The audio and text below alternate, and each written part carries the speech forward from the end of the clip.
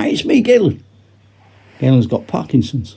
This is a setup for the introductory game in Test of Honor, which is a game set in feudal Japan.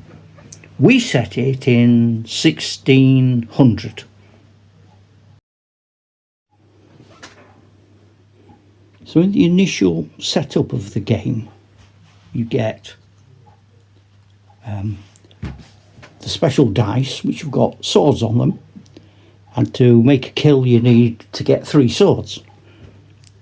And you throw either 2, 3, 4, 5 dice, depending on your character, 3 swords, and you achieve what you'd intended to achieve, be that fighting, dodging, thinking, climbing. There's all sorts of things that are controlled by those dice. The counters you can see, that's the samurai there, that's the peasant, and they all go into a bag which you can't see inside, and you draw a token out, and whatever it says is your turn. Also in the bag there are 3 of these lightning symbols. That's fate. If you draw a fate token, you miss a turn, but you get one of these random special events: inspiring speech, ambush, mob tactics, a master forged weapon, and things like, for example, the master forged weapon. If that samurai survives, he can take the master forged weapon with him into the next game. If you get a wound that's not fatal, you would get a blood spot.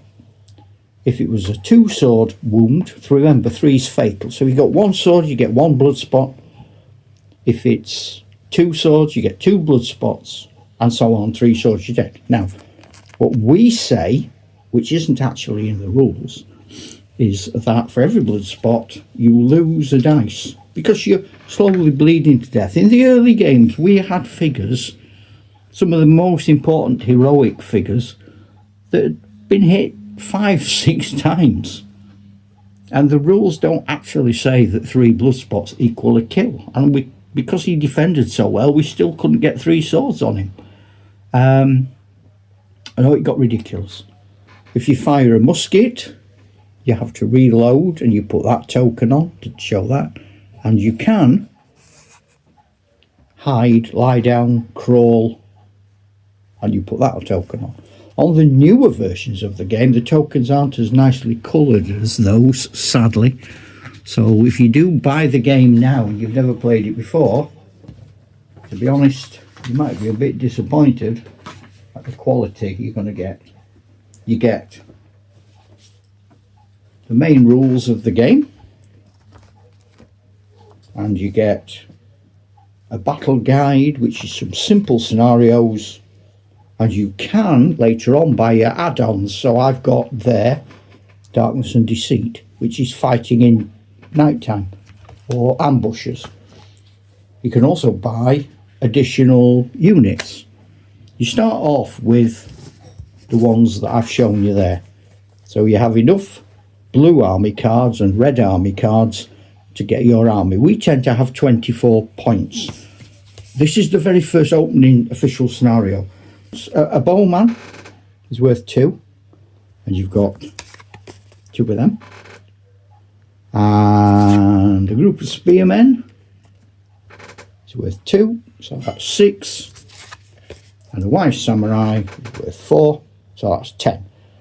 And the opposition have got exactly the same in the opening game, but you can buy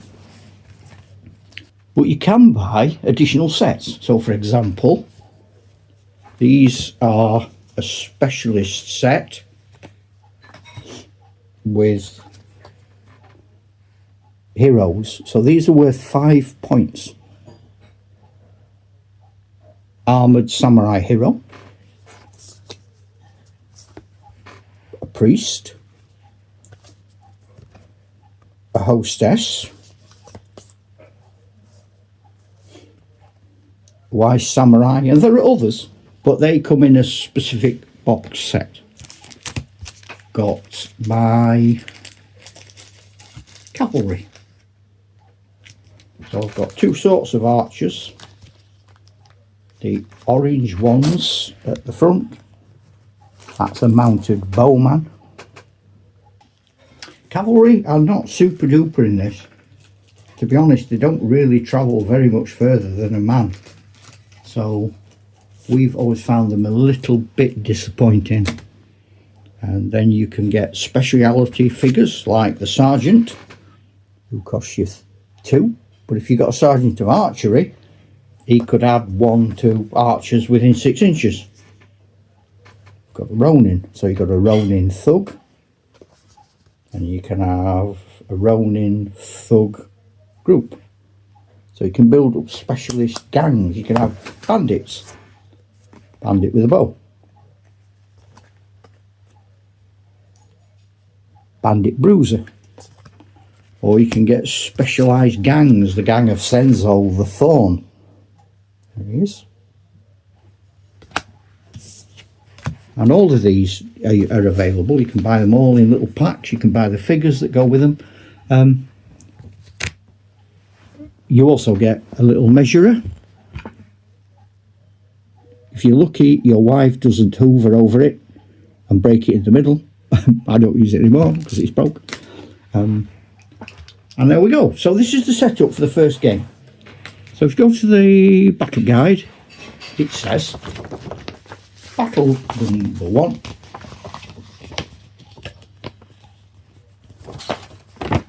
First clash. A quick start. You have a samurai hero, an experienced spearman group, and 2 bowmen. Set out the battlefield. 3 foot by 3 foot playing area. Bit of terrain. You have a building. That's pretty much it, to be honest. You could have a couple of pieces of hedgerow, and you could have a few pieces of wall, but they're not high enough to cause barriers, so it's not worth it. 2 young samurai from rival clans have met by chance on the road, each intending to stop for shelter and to pray at a small wayside shrine. Having arrived at the same time, neither is willing to back down and make way for the other. Heated words are exchanged. Grrr. Families are insulted. Your father was an hamster and your mother smelt of elderberries. I know I've nicked that. No. Soon swords are unsheathed. He's unsheathed his weapon, sir. Well, it's nice out. I think I'll get mine out. The only honourable course is to strike down the upstart who has disparaged your good name. That man there has disparaged my good name. Get him. Okay. Now, the game ends when there are no samurai left. What you tend to find later on, we play 24 points as a general club night, and we always have 2 samurai. Having 1 samurai is a teeny weeny bit fragile. So, I've put all the cards together, including fate, and without looking, I'm going to take the first little token out of the bag, and it is fate. Trapped. Oh dear. So, and these got the first turn, so these guys get the first special card, self-confidence. Recruit 2 less points than normally allowed for the battle and still win. That's a quest. That isn't applicable in my game, so I'll get rid of that, and I'm having a different one. Flip to feet. When knocked to the ground, the samurai makes a test of agility. If passed, he instantly flips back to his feet, and he keeps that. It's ongoing, but he's only allowed 2 cards, because if you look at the bottom right, there's a little paddly thing with a 2 under it, and that's what is allowed. Some have got 3, some have got 4, some have got 5. You can get special ones. We got some special ones from Miniature Wargaming magazine. They're worth 7. They never come out to play because they're too powerful. So my plan was to do the entire game and to show you the entire game. It lasts over an hour, and at the end, I'm not going to tell you what happens, but dot dot dot. So I'm going to stop there. This is the introduction, and then I'm going to put on the whole game probably in 3 other episodes that are watchable but a bit longer. And I shall just say, in Japanese of course, "Ta-ra, Chuck!"